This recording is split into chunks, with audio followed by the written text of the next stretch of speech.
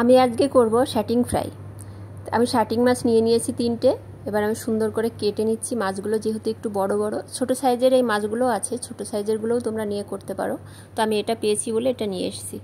আমি এটা কেটে নিচ্ছি। এটা কিন্তু পুরোপুরি আস্তই থাকবে, শুধু মাথাটা কেটে ভিতরেরগুলো বার করে লেজটা কেটে দিতে হবে, ব্যাস। ভালো করে ধুয়ে নিয়েছি। এবার এখানে মশলা রয়েছে, দেখো, লবঙ্গ, এলাচ, দারচিনি, জিরে, ধনে, শুকনো লঙ্কা, তেজপাতা। এখানে রয়েছে পেঁয়াজ, রসুন, টমেটো, কাঁচা লঙ্কা, সব একসঙ্গে আমি গ্রাইন্ডার করে নেব। আর গ্রাইন্ডারের মধ্যে একটুখানি হলুদ দিয়ে দেবো, দিয়ে পেস্ট করলে কিন্তু কালারটা দুর্দান্ত আসে, ওই জন্য আমি একটু হলুদ দিয়ে দিয়েছি। ও দেখো কত সুন্দর কালার এসেছে। কড়াইতে তেল দিয়ে দিলাম পরিমাণ মতো। এবার আমি মশলাগুলো এর মধ্যে দিয়ে দেবো, দিয়ে সুন্দর করে ঢেকে দিয়ে ধীরে ধীরে কষাতে হবে। অন্তত পক্ষে 15 মিনিট ধরে মশলাটাকে সুন্দর করে ফ্রাই করে নিতে হবে। যখন ফ্রাই হয়ে যাবে, কোনো কাঁচা গন্ধ থাকবে না কোনো মশলার, তখনই এটাকে নামিয়ে নিতে হবে। দেখো নামিয়ে নিয়েছি, আর কত সুন্দর কালারটা লাগছে। এবার আমি মাছগুলোকে প্রসেসিং করে নিচ্ছি। এটা আমি কেটে নেব 2 সাইড দিয়ে। দেখো ছুরি দিয়ে কাটলে কত সুন্দর কাটা হয়ে যায়, কাটতেও কিন্তু বেশ মজা। 2 দিকে এইভাবে কেটে ভিতরে আমি পুরো মশলা ভরে দেব। 2 দিকেই মশলা কিন্তু ভরে দিতে হবে, আর মাঝখানে কাটাটা থাকবে। কত সুন্দর কাটা হয়ে গেছে, কাটতেও কিন্তু কষ্ট লাগে না। ছুরি ধারালো হলেই সুন্দর কাটা যায়। অ্যাকচুয়ালি এটা হচ্ছে গোয়ার খাবার।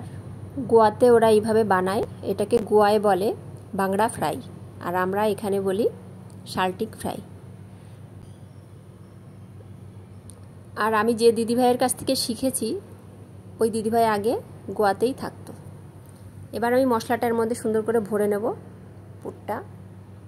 আর ভাজার সময় এত সুন্দর একটা স্মেল বেরোয় না, দারুণ লাগে।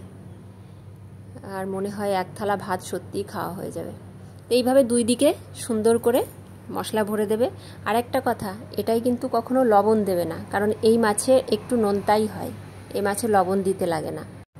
তোমরা যেদিন এই মাছটা এইভাবে বানাবে, সেদিন কিন্তু আর কোনো আইটেম করবে না, কারণ এর একটা মাছ কেউ পুরো একটা খেতে পারবে না। এর হাফ দিয়েই 1 থালা ভাত খাওয়া হয়ে যাবে, এত টেস্ট লাগে।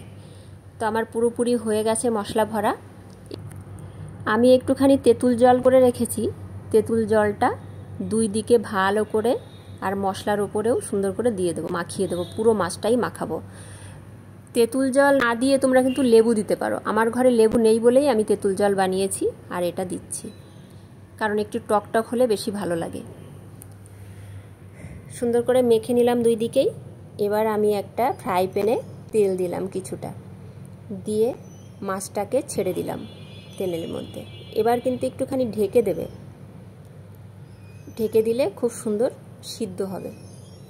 ঢেকে দিয়ে ধীরে ধীরে ধীরে ধীরে মাছটা ভাজতে হবে। ফুটোপাটা করলে কিন্তু হবে না, খুব আস্তে আস্তে ধীরে ধীরে মাছটা ভাজতে হবে। আমার কিন্তু একদম ভাজা রেডি হয়ে গেছে। এবার আমি মুন্নির জন্য পুরো প্যাকিং করে দিয়ে দেব।